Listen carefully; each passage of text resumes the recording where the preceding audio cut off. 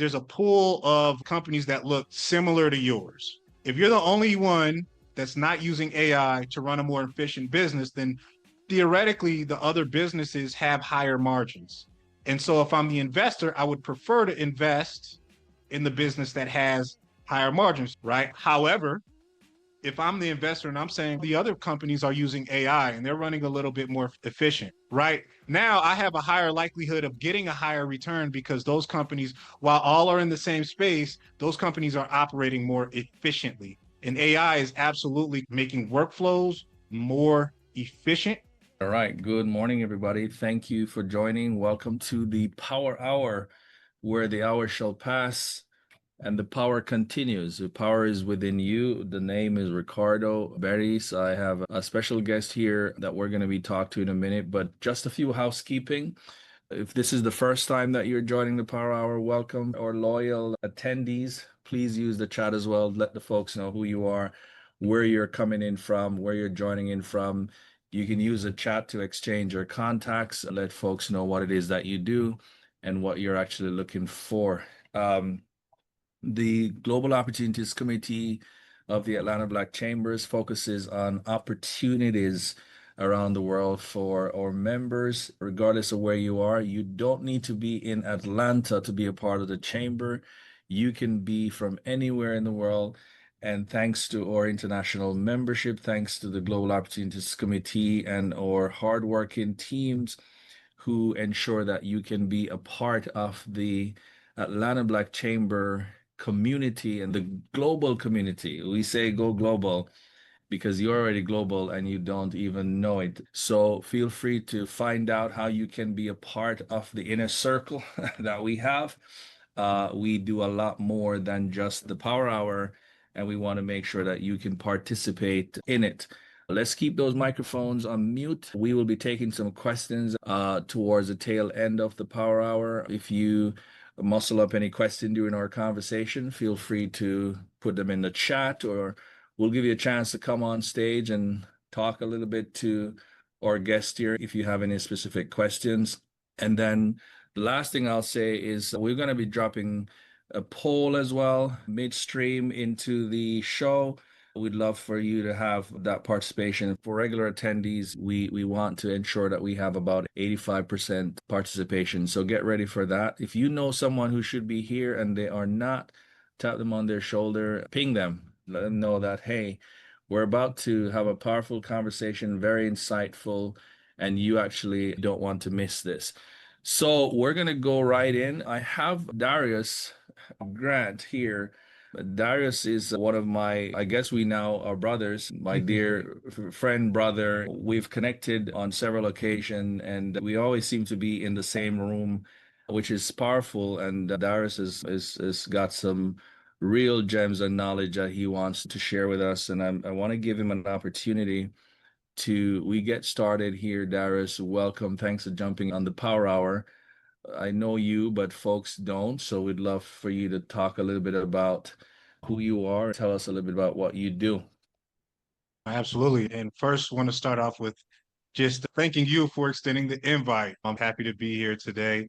And so, quick introduction to me. I guess I would say there are a lot of layers to this, right? So, I started my career in accounting and eventually developed my expertise in finance.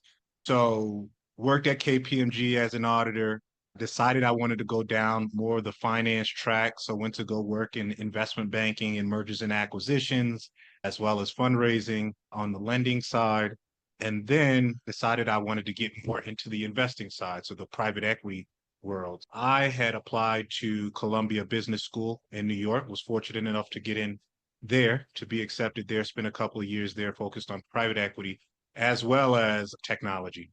And post my experience at Columbia Business School, ended up moving out to Los Angeles to work at a private equity fund, which now I believe manages somewhere around $8 billion, but specifically focuses on B2B software investing. So that was where I really got to kind of hone my experience on working alongside founders, executives as they thought about raising capital. So the interesting thing, and I know most folks are more interested in the fundraising side here, so I'll just double tap on that. But the interesting thing about my experience within investing is, one, we had a multi-strategy approach. So I got to look at both minority investments where we were looking at putting capital in, and we would only take a minority of the equity as part of that investment.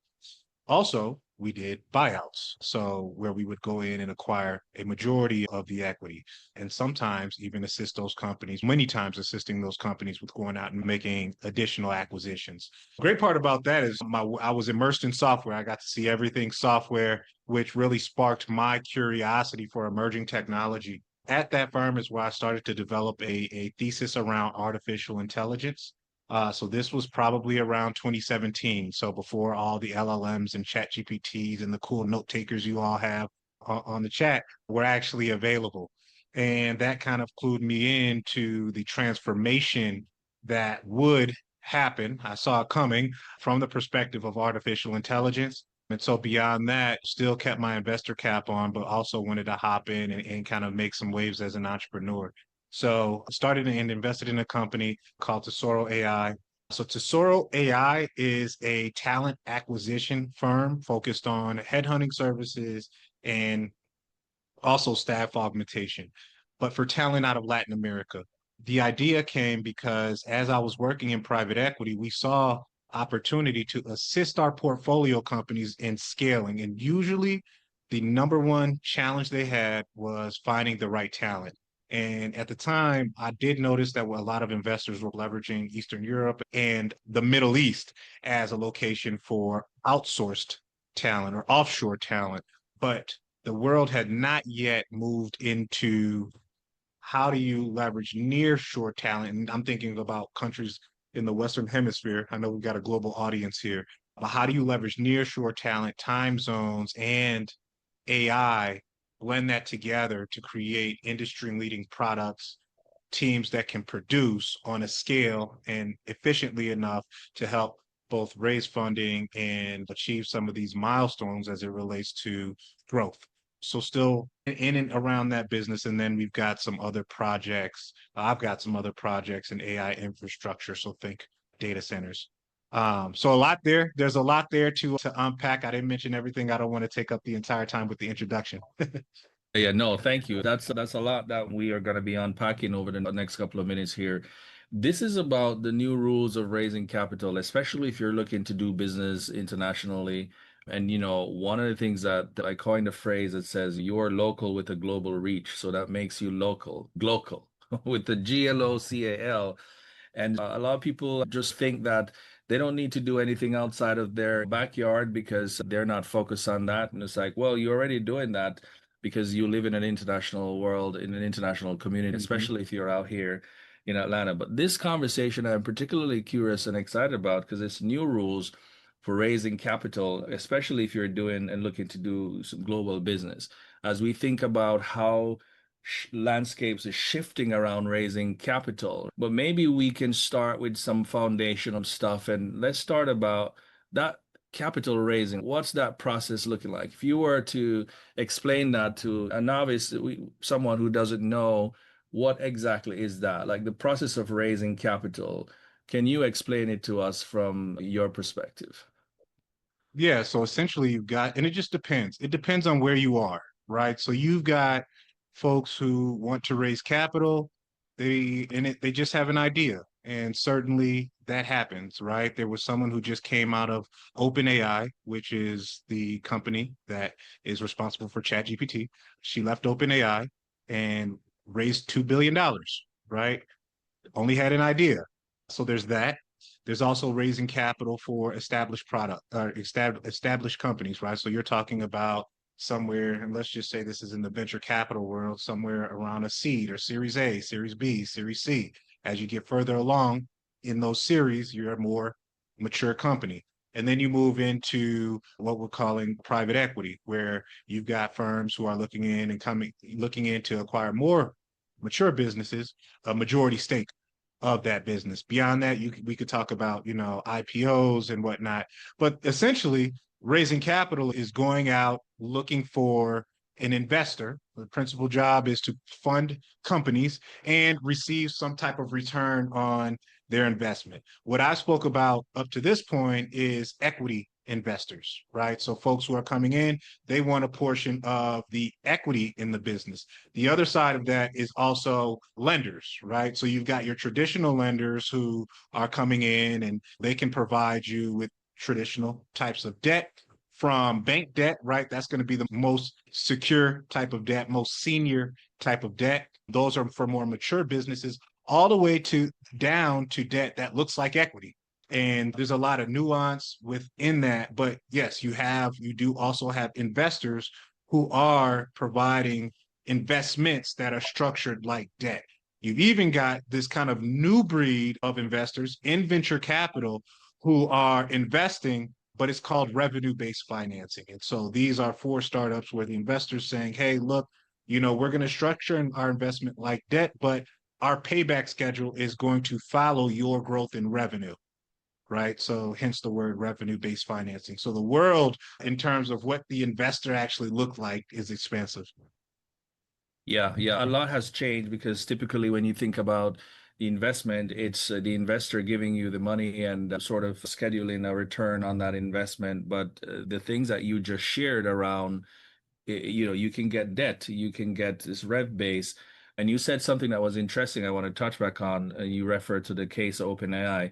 You leave an existing project or an existing operation and you have an idea, you don't want them to sort of use that idea or have it. So you basically create your own business and you raise funds from there. Let's talk about the stages, though, the stages of business, because you can have an idea and people would want to throw money at that idea because they believe in not so much in the idea, but also in you. And let's talk a little bit about those stages and what stage is the recommended stage to actually raise capital. Is it okay to raise at any stage? It's okay to raise at any stage. The reason for the raise is what's most important. So first, it's defining who are we actually talking to. Okay, so if I've got this idea or I even have a software company, I could be in good position to raise for venture capital. But the way venture capital is going to look at whether they will finance that business, whether they will invest, will be, is this a business that we believe can reach a valuation of $1 billion? Why? Because of how their funds are structured, right? So if their funds are generally structured to where they have a lot of losses and they have a few big wins. So those big wins have to offset all of the losses, right? So if they write 100 checks, all for 10 million, maybe 10, and they're not going to write 100 checks out of one fund. I'm just using numbers, but they're going to expect 10 of those to hit it big. And then the other 90 will probably be not very exciting, right? If you're approaching a venture capitalist with a real estate or with a services type of business, they're not going to be excited, not because it's not a good company, but because that's not how they invest. Now, there are other groups who are saying, well, our portfolio construction is a little bit different, right? We're going to make fewer investments, but those should have a higher probability of success. That's where you can start to see services businesses coming into play. Now, they won't be venture capital firms. They could be like family offices, high net worth individuals. This is also where, lenders come into play as well. But just understanding what type of investments that the individual firm makes is important. Now, getting into stage, if we're talking again about venture capital, just quickly defining the stage, you've got like a family and friends round, which means you're literally raising capital from people who are close to you. You're probably still at an idea phase at that point. And that's not going to be a bunch of money. And then we can go to pre-seed. Pre-seed is the next phase where you're beyond the family and friends round. You've got an idea, maybe you've got a prototype of your product. Then you go to a seed stage. Seed stage is a little bit more mature, right? You're going to raise a little bit more money. Seed stage, you don't necessarily have to be generating revenue, but you've got some sort of semblance of some traction there. Now, once you get to Series A is where the investors want to see and analyze the business a little bit more. So a couple of the standards that Series A investors are looking at, Series A investors are saying, hey, is there revenue that we can look at? Show me your revenue profile, right? I now want to analyze that business. It's not always the case that you reach Series A and you have revenue, but there has to be some significant traction from either a user perspective or something that indicates that this will be some sort of successful business. There is what's called product market fit. Now, beyond Series A, you've got Series B, C, D, E. I would kind of say once you get to Series B, C, D, now you need to have some revenue, unless you're one of these, like, I don't even want to call them rock stars, but lucky entrepreneurs who have an idea where venture is just coming in and saying, we want to back you no matter what. For everyone else out there, which is 99% of the people, you're going to need to have revenue, you're going to need to have growth, and you'll need to have your financials in order because the investors are going to want to do their due diligence, right? And you'll have to understand what metrics are important to those investors. And that's where you start to get into a profile that's slightly different from VC. It's called growth equity. Okay.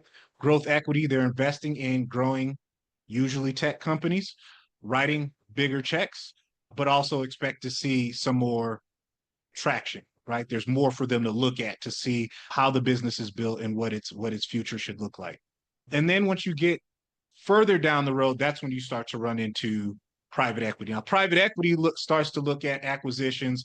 Usually when they start to have about 10 million in revenue, you will hear of acquisitions that happen of businesses that are smaller than that. But generally, it's because the private equity firm would like to buy that company, that smaller business, as part of a larger portfolio company, right? So that's called basically a roll up that they may be looking for, which is important. Now you've got some micro acquirers as well, an individual who just wants, they may want to acquire 1 million, a business that's doing $1 million in revenue, maybe 10% margins, and they think, hey, I can scale this up.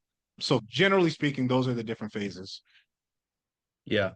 That's powerful. So just so that we are clear on the stages, so family and friend round, these are people who know you, who you know, who don't mind parting ways with a couple $1,000 and say, hey Darius, we love you. I think you're a good guy. We know you from high school or from church. We got 10,000 in the bank. We trust you. Here you go. And we give that. And then you move on to the seed, the series. Then if you get blessed, you go to the private equity and then you can take off from there.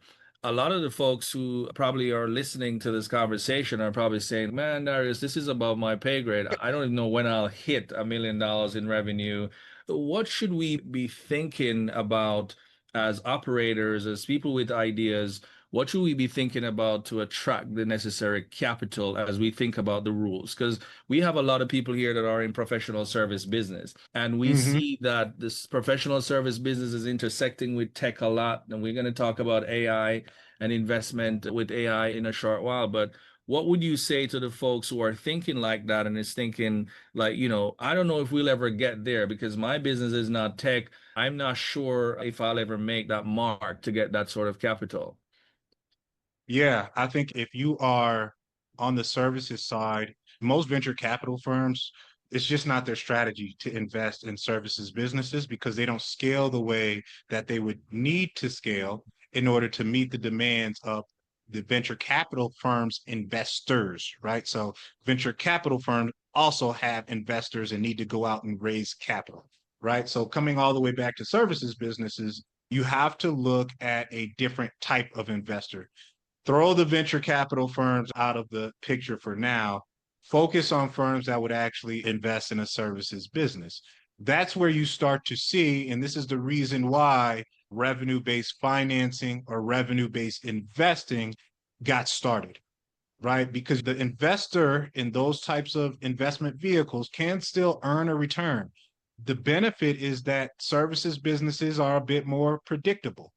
Okay. So services businesses, very straightforward. Let's just say it's you own a lawn mowing company, very predictable business, and you can get that started with very little upfront capital, right? Generally, you can get that started with either sweat equity, right? Or you're working a job and you're able to use your job as your effectively your first investor. as you scale it up a little bit, let's say you start to do somewhere around 50,000 in, let's just say monthly revenue, or let's just say quarterly revenue. Right now, you can start to have conversations with someone who does do revenue-based investing. Now, what they're going to say is still, I want to look at your numbers, right? Because a services-based business is able to. So the difference between service-based and software is like there are all these upfront costs that are required to build a software company before you can even sell it. Service is different because you just go out there and do it. And so you can generate revenue upfront, which then lends it to this revenue-based financing model a little bit earlier than what software companies are able to do. So the model for how the actual structure of the investment is going to be different for revenue-based investing and revenue-based financing. It's going to be a portion of that is going to be paid back to the investor based on sales that are generated.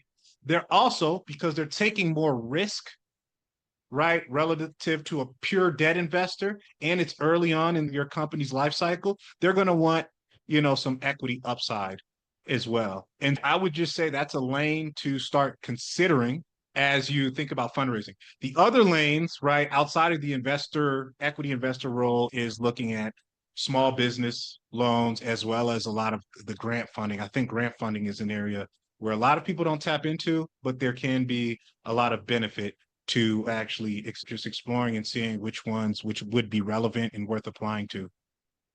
Yeah, no, that's awesome. The chat is blowing up. I think this is very intriguing and you're drawing a lot of feedback here. I've got some questions I want to touch on before we get too far in. I know Kimberly's asking about the credibility. What type of credibility are VC normally looking for from a startup project? Yeah, credibility. So VC, again, now we're talking about like the high growth tech space. They want to know in the very early phases, if you're talking about pre-seed, family and friends is basically saying, hey, look, I trust you. Here's X amount of dollars, right? But like the investors themselves are basically betting on the team in the very early phases. So the key question the investor is going to ask is, do I believe this person has the talent and capability to pull off this idea, right? Whether I think the idea is good or not, do I believe that this person and the team that they've put together have the talent to pull this off? That's question number one. You can back that with historical examples of things that you've done that would prove that you could pull this off, or some sort of expertise in the space. Okay. The other part of that, in terms of credibility, would be the team that you bring in. There is a lot of focus on, all right, who is the talent? Unfortunately, it's the case that a lot of investors want to see like big names come into play, right? That doesn't always have to be the case, but it does happen occasionally, a lot of times. And then on the other side, with credibility, the question that investors are asking is effectively when the trap hits the fan, right? The market changes.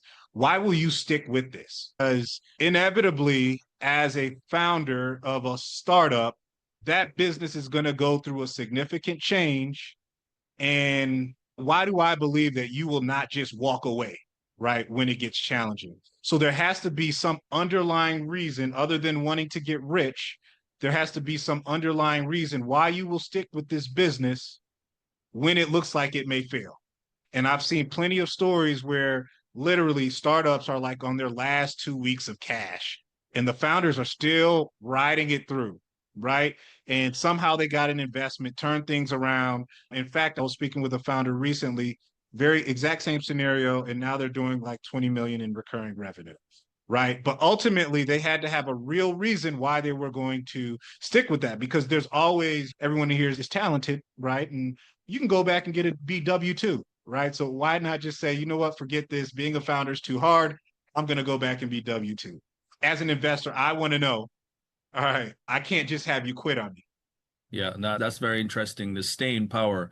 Janelle is asking about project-based financing model. Can you speak a little bit about that? Because we talk about the rev base that works very well if you're a service-based business, but what if you work on specific projects? And I know, for example, Janelle is in the solar business, so she may end up getting some solar contracts. And can you speak a little bit about the models for that?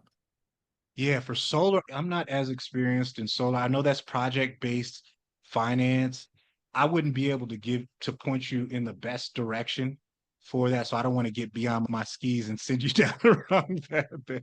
Yeah, but I think that obviously it's some of the fundamentals that you talk about, being able to prove that you are able to deliver on this project, right? Your Mhm. team, your capabilities, and obviously the payer, because if it's a project, then it's can you then show your schedule of how you're going to be getting paid back? So there's some credibility issues there that has to be sorted out, especially when you're working internationally as well. I see Kimberly is asking about Yeah, the I can average. actually I can expand on what you just said because Yeah, we are looking at that like there's a data center, building a data center, right? Essentially a project now is a long-term project.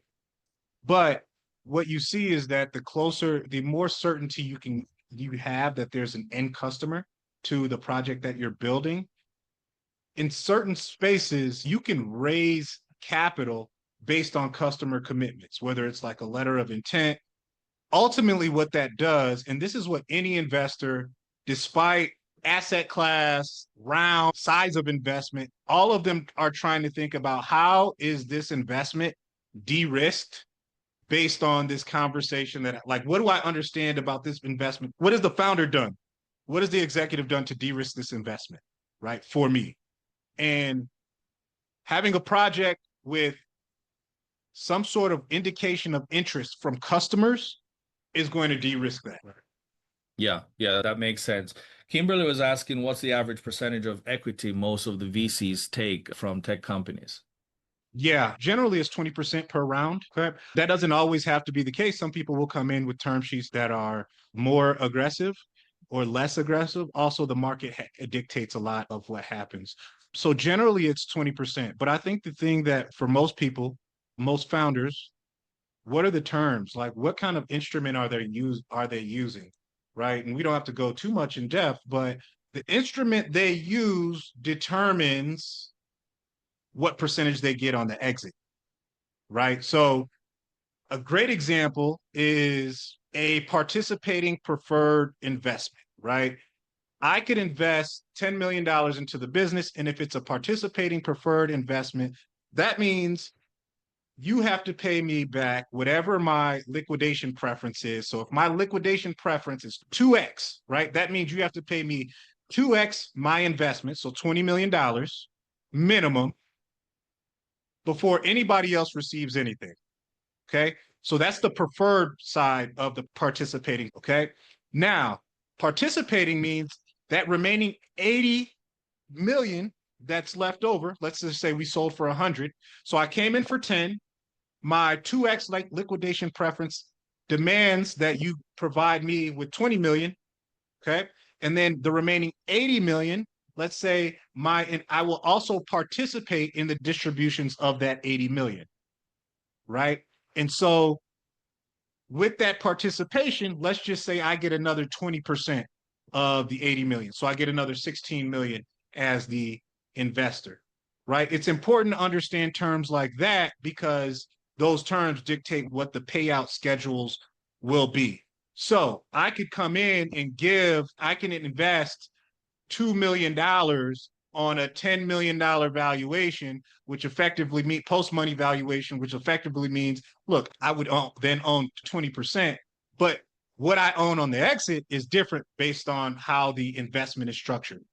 Yeah, powerful, powerful. Paul is asking, and we see a lot of the questions that we want to get to quickly. Paul is asking, how do angel investor fits into this puzzle? And how do they Yeah. differ, say, from large VCs or other than just the amount of money they invest in? Angel investors are coming in at a much early phase. They're generally investing their own capital or a group's capital, but they don't have a dedicated fund, right? It's not a dedicated fund in the way that you would see venture capital. So angel investors can come in generally on the friends and family or the pre-seed round. Once you start to get more advanced, that's when you start to see actual professional investors with a dedicated fund and a thesis behind how they invest. Yeah, yeah, awesome. So as we continue, Darius, you brought up some really interesting point, and I want to touch as much on them as possible. Let's talk about this whole thing around smart money and how do entrepreneurs and business on this call attract smart money. Like, what is smart money, anyways? And how do we attract that sort of capital? Yeah, the way I would what I would consider smart money is people who understand my business. So I think the error that a lot of people who raise funding go out and they just spray and pray, hoping that someone will just give them money. Unfortunately, you end up wasting your time with a lot of people who, even if they're nice enough to answer the call or set a meeting, if they don't understand your industry, if they don't make investments in what you're trying to build, is very low probability that you're ever going to receive money. And if you do receive money, it's an even bigger problem that they don't understand what you do because you're going to have to be accountable to those investors. So they're not going to understand why you make certain decisions because they don't actually understand your market. So what I generally recommend is for anyone who's raising capital, find investors who are aligned in terms of the industries they invest in, whether they are investing in or the type of product or service that you have, right? And though you will be have much more productive conversations, sourcing a investor will be a lot easier if you can have a conversation that is an educated conversation between the founder and the investor. Yeah, that's super interesting. And it reminds me of interviewing for a job, right? You want to find the ideal person. You got to ask them a lot of questions. So this is the investment criteria. That's the first thing that you want to talk to your potential investors about to make sure that there's alignment and you don't waste that sort of time. Bethany is asking about raising for M&A. What about raising for M&A, and can we use private money or family office or NW? I don't know what UANW is. I don't know, but we'd kind of like to break that down for the audience. Ultra high net worth. Let me clarify the question. Raising for M&A, does that mean that you want to find capital that would help you to acquire another business, or you would like to be acquired? Yeah, I think she's speaking, and Bethany, you can clarify, but I think she's speaking around raising for acquiring other businesses. Okay. Yeah, definitely possible. Couple routes to go. Look towards private equity for that. There are scenarios where the kind of growth equity investors and venture capital do assist with that. But private equity can come in and help and provide capital to help make an acquisition. And then they would take equity in the combo co or the combined company. So there are also investors who can do that. And then it really just like what size of acquisition are you trying to make? If you're making $1 million acquisition, a ultra high net worth individual may be able to serve that same purpose. And then you can also start to look into seller financing where you can reduce the upfront check size so that basically the capital outflow at the beginning isn't as high. Yeah, yeah. That definitely makes sense. So let's talk about the role of AI, because this is the conversation on everybody's lips now in terms of, AI and the talent conversation that you just had and that strategic partnership in securing investment. I know you also have a play in AI and you do a couple of those things, but these are some of the things that the language that some of the investors are looking to hear in terms of your application of this sort of thing. Can we talk a little bit about that? Yeah, so for sure, that's a huge question. It used to be a little bit frustrating to founders why investors were always asking about AI, but today, as you see, the capabilities, what AI can do for a business, it actually is paramount to have some sort of strategy around how to implement AI, whether it goes into your product, so your product is more valuable, or whether it helps you to run a more efficient business. Now, the reason for that is because let's just look at the efficiency side, right? That investor can invest. There's a pool of, let's say, companies that look similar to yours. If you're the only one that's not using AI to run a more efficient business, then theoretically the other businesses have higher margins.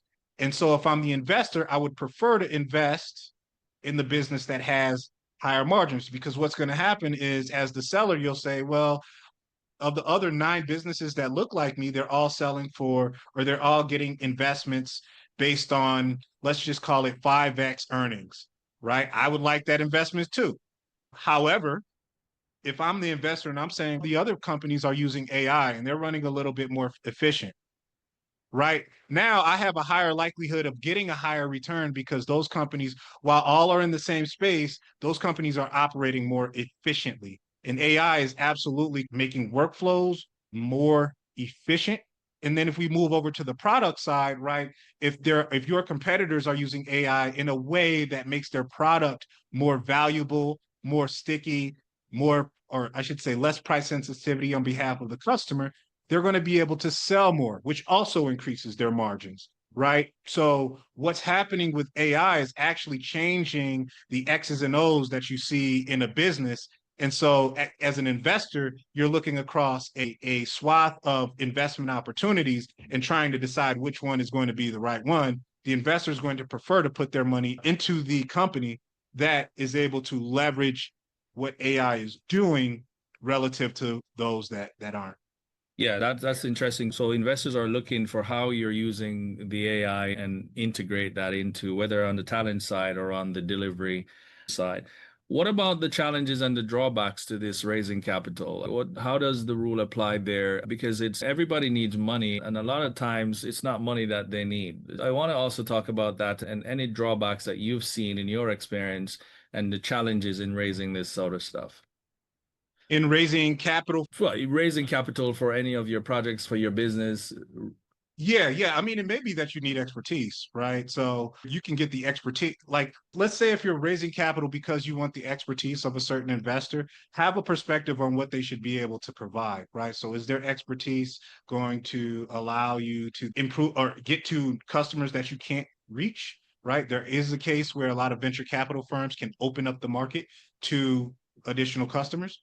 Or is the expertise from a technical perspective, right? So is that investor going to provide some sort of technical element? The drawback could be whether you can just go find that expertise and provide a little bit of equity, right?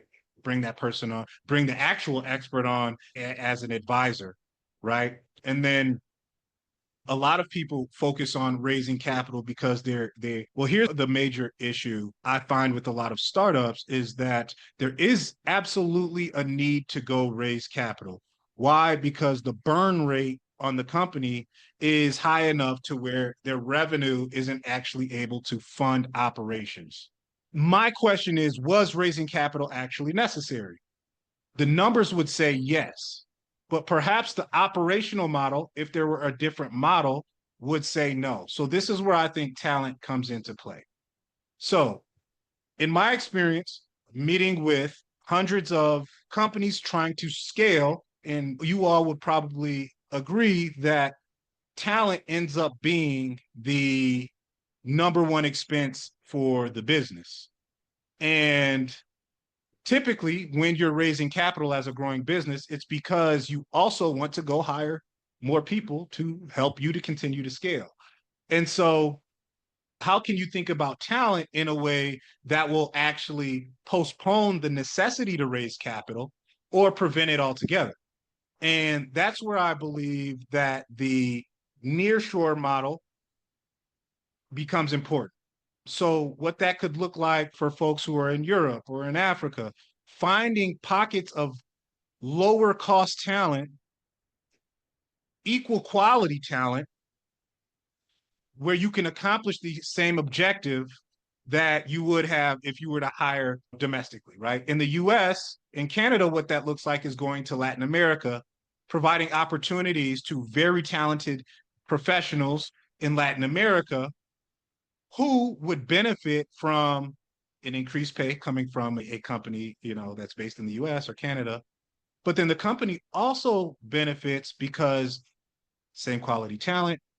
However, your burn is lower because across wherever you want to staff that person, right, they're probably going to be 50% or more less expensive if you were to try to do the same thing domestically. So I think it becomes more about how can we leverage a global talent pool to build. This could be simple back office, right?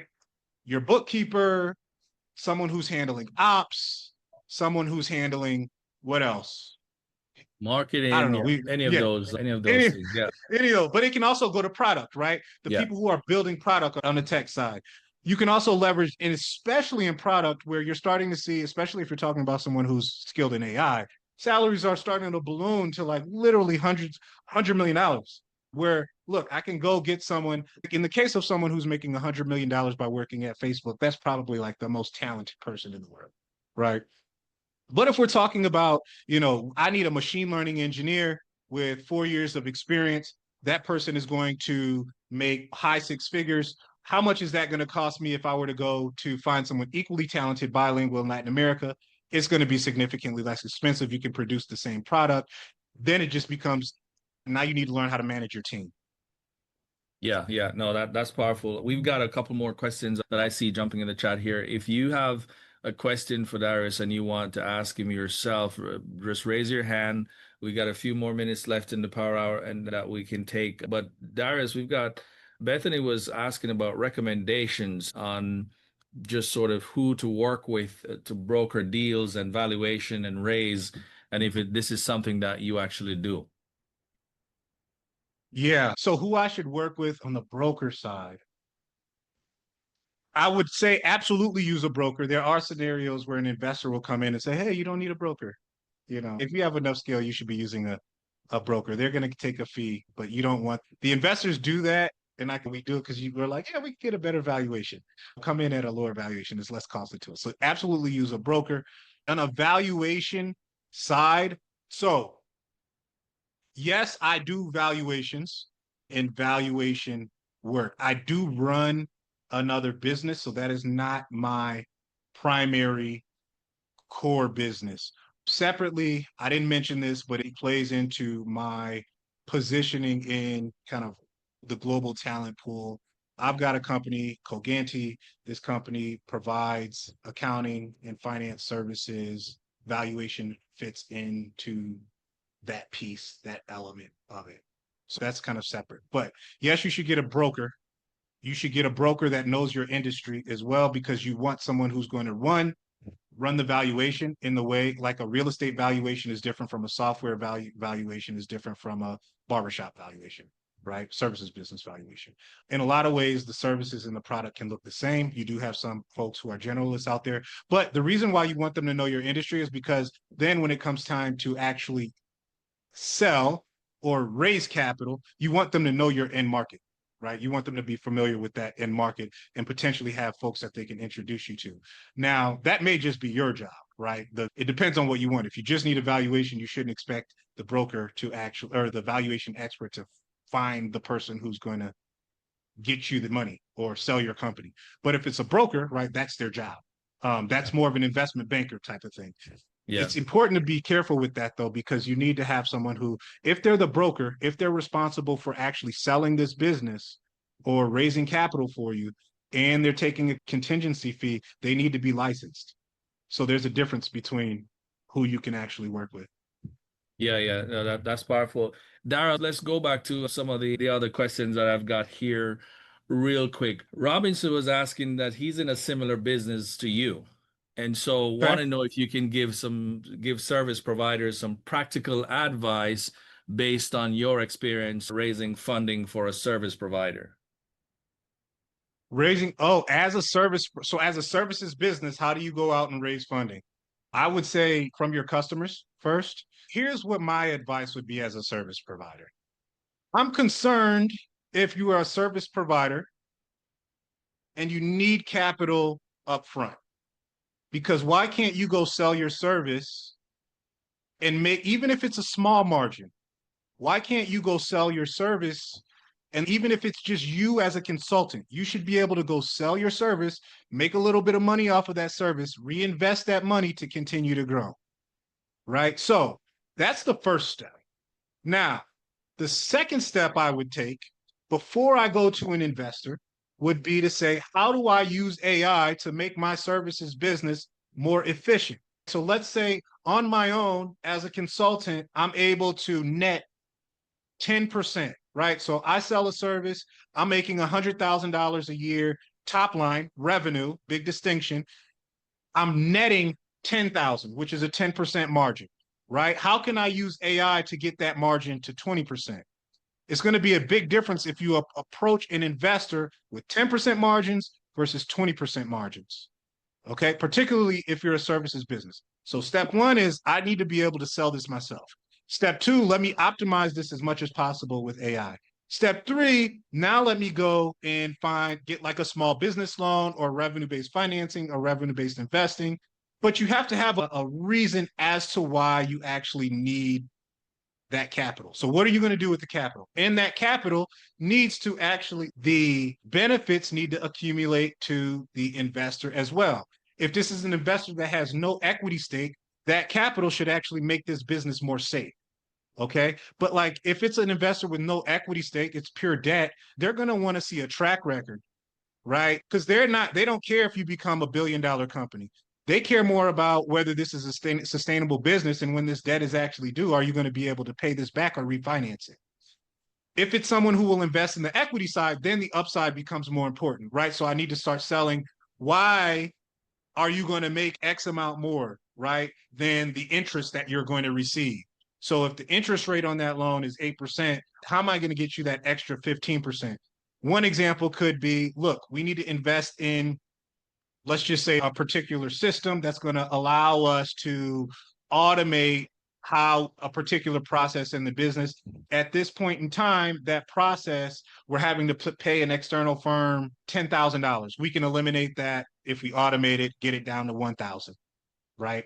So the idea being, if I want to attract that investor, I have to do the work myself first, right? I have to sell this first, and then I have to optimize it, and then I can go to the investor who will have more confidence in what I do. I don't know a lot of investors who would invest in a service-based business if we're not able to sell the service first. Yeah, that makes sense. Your best investor is your customer, right? So Tyrone is asking, we Oh, got let me throw one more thing in there. yeah, Don't yeah, quit your job. If you got a service-based business, use your W-2 as your first business. Now you're going to be working an incredible amount of hours, but that is your best first investor. right. Yeah, that's right on.